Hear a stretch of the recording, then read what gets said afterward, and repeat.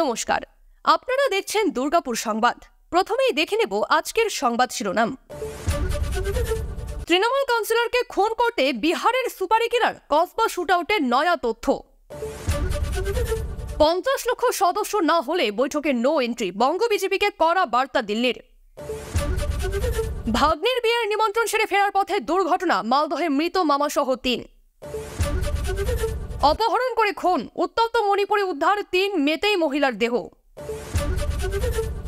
উত্তর ব্যারাকপুর পুরসভার নিখোঁজ উপপুরপ্রধানের ঝুলন্ত দেহ উদ্ধার, দানা বাঁধছে রহস্য। উদ্দাম গতিতে ছুটছিল বাস, সামনে ভ্যান পড়তেই ভয়ঙ্কর ঘটনা, ছিটকে গেল সব। নালায় পড়ে সন্তানের দেহ, সরকারি গাড়ি উল্টে দিল ক্ষুব্ধ মা। প্রতিদিন সঠিক খবর শোনার জন্য সাবস্ক্রাইব করুন দুর্গাপুর সংবাদ চ্যানেলটিকে। আসছি বিস্তারিত খবরে। কসবা শুটআউটের নয়া তথ্য। কসবায় কাউন্সিলর খুনের চেষ্টায় বিহার যোগ। মোট 3 জন আসে বিহারের বৈশালী থেকে। তাদের খিদিরপুরে একটা জায়গায় রাখা হয়, সেখান থেকে 2 জন বাইকে করে আসে। প্রাথমিক তদন্তের পর পুলিশের অনুমান 5 থেকে 6 যুক্ত এই ঘটনার সঙ্গে। খিদিরপুর থেকে প্রথমে একটা ট্যাক্সি করে আসে অভিযুক্তরা, তারপর স্কুটিতে করে স্পটে পৌঁছয়। সেই ট্যাক্সি চালককে চিহ্নিত করে গ্রেফতার করা হয়েছে। ট্যাক্সি চালক ঘটনার সম্পর্কে জানে এবং সেই বাকিদের পালাতে সাহায্য করেছে বলে অনুমান। ওদিকে ধৃতকে জেরা করে ঘটনার সম্পর্কে জানার চেষ্টা চালাচ্ছে পুলিশ। প্রশ্ন হচ্ছে, কাউন্সিলরকে ভয় দেখানোর জন্যই কি পাঠানো হয়েছিল বিহারের যুবককে? তদন্তে পুলিশ জানতে পেরেছে বন্দুকের ট্রিগার লক হয়নি। জেরায় ধৃত যুবক দাবি করে, গতকাল বিহার থেকে নিয়ে আসা 3 জনকে খিদিরপুর থেকে ট্যাক্সি করে তিলজলা এলাকা থেকে নিয়ে আসা হয়। মোহাম্মদ ইকবাল নামে এক ব্যক্তি ধৃতকে কাউন্সিলরের ছবি দেখায়, বলে একে মারতে হবে। তারপর স্থানীয় এক যুবকের স্কুটারের পিছনে বসে কসবা যেতে বলা হয়।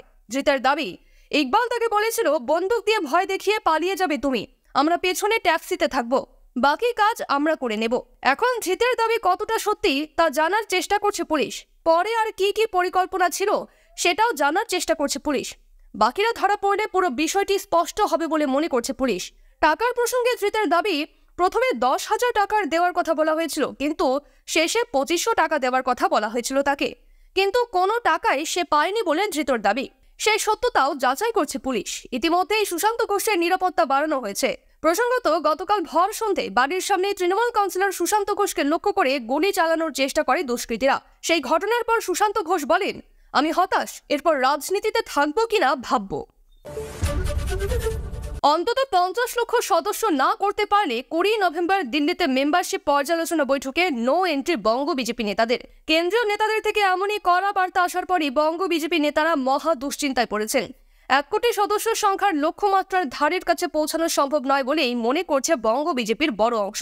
লক্ষ্যমাত্রার অর্ধেক সদস্য জোগাড় করতেই কালঘাম ছুটছে পদ্ম শিবিরের। লক্ষ্য ছিল 1 মাসে 1 কোটি, অর্থাৎ নভেম্বর মাসের মধ্যে সদস্য সংগ্রহের 1 কোটির টার্গেট পূরণ করা। বাংলায় সদস্যতা অভিযানের কাজ আশানুরূপ না হওয়ায় হতাশ প্রকাশ করেছেন সদস্য সংগ্রহের দায়িত্বপ্রাপ্ত বিজেপির কেন্দ্রীয় সম্পাদক ঋতুরাজ সিংহ। তারপরই বলে দেওয়া হয়েছে, 20 নভেম্বর সদস্য সংগ্রহ অভিযান নিয়ে দিল্লিতে অনুষ্ঠিত কেন্দ্রীয় বিজেপির পর্যালোচনা বৈঠকে বঙ্গ বিজেপিকে 50 লক্ষ সদস্য করে নিয়ে যেতে হবে। পরিস্থিতি সামলাতে তড়িঘড়ি বৈঠকে বসেন রাজ্য নেতারা। 10 নভেম্বর রাজ্য জুড়ে বিশেষ সদস্য সংগ্রহ অভিযান চলে। ফের 17 নভেম্বর বিশেষ অভিযান চলবে। গত 27 অক্টোবর কেন্দ্রীয় স্বরাষ্ট্রমন্ত্রী অমিত শাহ সল্টলেকে এক অনুষ্ঠানের মধ্য দিয়ে বাংলায় বিজেপির সদস্যতা অভিযানের সূচনা করেছিলেন। ওই দিন রাজ্য জুড়ে 35,000-এর বেশি সদস্য সংগ্রহ হয়েছিল, কিন্তু তারপর প্রতিদিন গড়ে 17 থেকে 18,000 সদস্য হয়েছে। গত 10 নভেম্বর বিশেষ সদস্যতা অভিযানে 73,000-এর কিছু বেশি সদস্য সংগ্রহ হয়েছে।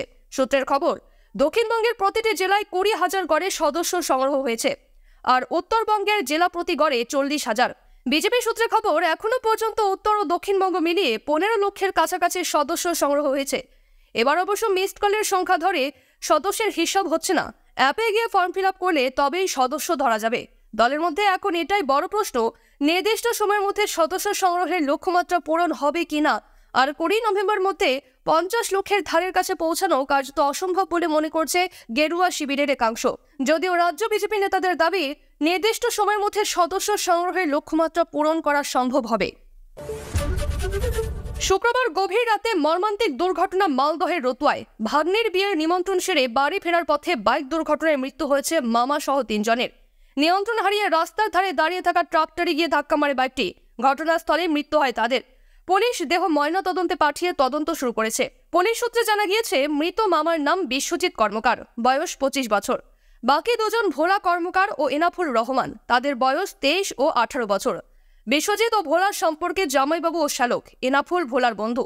বিশ্বজিতের বাড়ি রতুয়া থানার বিলাইমারি অঞ্চলের রামায়ণপুর গ্রামে। ভোলা হরিশ্চন্দ্রপুরের দৌলতপুর ও এনাফুল উত্তর দিনাজপুরের করণদিঘি থানা এলাকার বাসিন্দা। শুক্রবার তিনজন বাইকে ভালুকা এলাকায় বিশ্বজিতের ভাগ্নের বিয়ের কার্ড দিতে যায়। ফেরার সময় বাইকটি নিয়ন্ত্রণ হারিয়ে রতুয়া থানার নাকাট্টি ব্রিজে দাঁড়িয়ে থাকা ট্রাক্টরে ধাক্কা মারে। বাইকটির সামনের অংশ দুমড়ে মুচড়ে যায়। তিনজনই রাস্তায় ছিটকে পড়ে। ঘটনাস্থলেই তাদের মৃত্যু হয়। খবর পেয়ে ঘটনাস্থলে যায় রতুয়া থানার পুলিশ। দেহ উদ্ধার করে শুরু হয়েছে তদন্ত।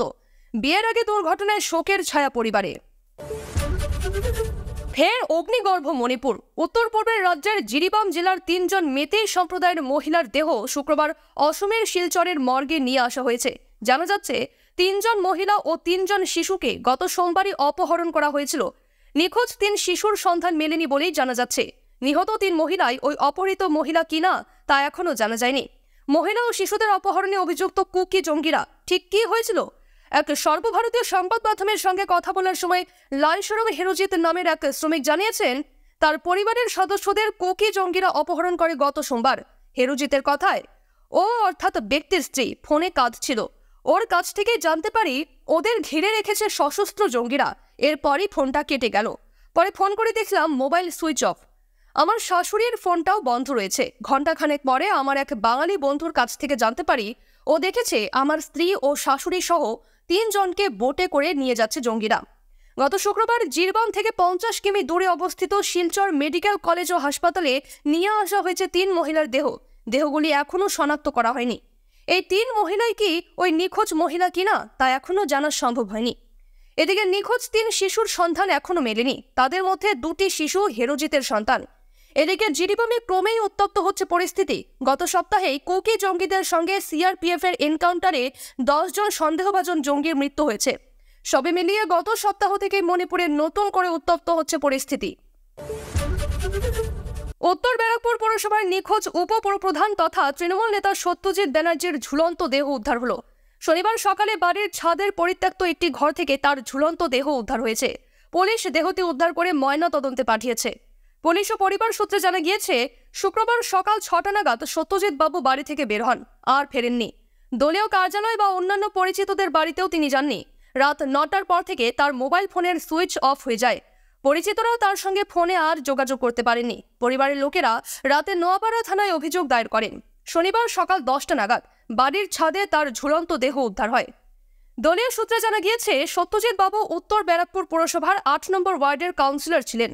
1984 সাল থেকে তিনি টানা নির্বাচিত হয়েছেন। প্রথমে কংগ্রেস করলেও 1998 সালে তৃণমূল কংগ্রেস গঠিত হওয়ার পর থেকে তিনিও দল ত্যাগ করে ঘাসফুল শিবিরের নাম লেখান। 2022 সালের পৌরসভা নির্বাচনে জয়ী হওয়ার পর দল তাকে উপপুরপ্রধানের দায়িত্ব দেয়। সত্যজিৎ বাবু উত্তর ব্যারাকপুরের আনন্দমঠ বি ব্লকে বাস করতেন। সম্প্রতি তার বাড়ির সংস্কারের কাজ চলছে, তাই পাশের একটি বাড়িতে তিনি পরিবার নিয়ে ভাড়া থাকতেন। বাড়িতে তার মা, স্ত্রী ও ছেলে মেয়ে রয়েছে। শনিবার সকালে ওই ভাড়া বাড়ির এই ছাদের একটি পরিত্যক্ত ঘর থেকে তার ঝুলন্ত দেহ উদ্ধার হয়। উপপুরপ্রধানের দেহ উদ্ধারের পর নানা প্রশ্ন উঠেছে। পুলিশ ঘটনার তদন্ত শুরু করেছে। ফের 2টি বাসের রেষারেষিতে দুর্ঘটনা। বাঁকুড়ার বিষ্ণুপুর থানার এমআইটি মোড়ের ঘটনা। রেষারেষি করা 2টি বাসের একটি নিয়ন্ত্রণ হারিয়ে ধাক্কা মারে রাস্তার ধারে দাঁড়িয়ে থাকা একটি ইঞ্জিন ভ্যানে। এই ঘটনায় আহত হন ইঞ্জিন ভ্যানে থাকা 3 যাত্রী। গুরুতর আহত অবস্থায় তাদের নিয়ে যাওয়া হয় বিষ্ণুপুর সুপার স্পেশালিটি হাসপাতালে। দুর্ঘটনার পরই রেষারেষি করা বাস দুটিকে ঘিরে বিক্ষোভে ফেটে পড়েন এলাকাবাসী। স্থানীয় সূত্রে জানা গিয়েছে, এদিন দুপুরে জয়পুরের দিক থেকে 2টি যাত্রীবাহী বাস যাচ্ছিল। অভিযোগ, সেই বাস দুটি একে অপরের সঙ্গে রেষারেষি করতে করতে এগোচ্ছিল। বেপরোয়া গতিতে বিষ্ণুপুরের দিকে যাচ্ছিল বাসগুলি। বিষ্ণুপুর থানার এমআইটি মোড়ের কাছাকাছি আসতেই একটি বাস অপরটিকে ওভারটেক করতে গেলে আচমকায় নিয়ন্ত্রণ হারিয়ে একটি বাস গিয়ে ধাক্কা মারে রাস্তার ধারে রাখা একটি ইঞ্জিন ভ্যানে। ধাক্কার অভিঘাতে ইঞ্জিন ভ্যান ও ওই ইঞ্জিন ভ্যানে থাকা মাইক বক্স সহ অন্যান্য সরঞ্জাম গিয়ে ছিটকে পড়ে পাশের জঙ্গলে। বাসের ধাক্কায় গুরুতর জখম হন ইঞ্জিন ভ্যানে থাকা 3 সবারই। খবর পেয়ে বিষ্ণুপুর থানার পুলিশ ঘটনাস্থলে যায়। গুরুতর আহত অবস্থায় 3 জনকে উদ্ধার করে বিষ্ণুপুর সুপার স্পেশালিটি হাসপাতালে ভর্তি করা হয়। নালায় মৃত্যু হয়েছে হস্তি শাবকের। ক্ষুব্ধ মা হাতি। ভাঙচুর চালালো বন দফতরের গাড়িতে। বরাত জুড়ে প্রাণে বাঁচলেন বনকর্মীরা। ঘটনাটি ঘটেছে বানারহাট ব্লকের কারবালা চা বাগানে 14 নম্বর সেকশনের 15 নম্বর ব্লক এলাকায়। শনিবার সকালে বাগানের শ্রমিকরা দেখতে পান একটি হাতি বাগানের মাঝে দাঁড়িয়ে চিৎকার করছে, চোখ দিয়ে অঝরে পড়ছে জল। বাগান শ্রমিকদের এই দৃশ্য দেখে বুঝতে দেরি হয়নি, কারণ সেই হাতিটি বারবার ছুটে যাচ্ছিল নালার কাছে। শ্রমিকদের কয়েকজন সাহস করে এগিয়ে যান মা হাতির থেকে কিছুটা দূরে থাকা চা বাগানের নালার কাছে। তারা দেখতে পান নালার মধ্যে একটি হস্তির শাবক মাটি চাপা পড়ে রয়েছে অর্ধেকটা। সেই কারণেই মা হাতি পাগলের মতো চিৎকার করছে এবং ছটফট করে বেড়াচ্ছে। তড়িঘড়ি শ্রমিকরা খবর দেন বন দফতরের কর্মীদের। এদিকে বন দফতরের কর্মীরা আসার আগেই মৃত্যু হয় হস্তি শাবকটির। ক্ষিপ্ত হয়ে ওঠে হাতিটি। ঘটনাস্থলে পৌঁছয় বন দফতরের কর্মীরা। তখনই হাতিটি বন দফতরের গাড়ির ওপর হামলা চালায়। বরাত জোরে গাড়ি থেকে ঝাঁপিয়ে প্রাণে বাঁচেন বনকর্মীরা।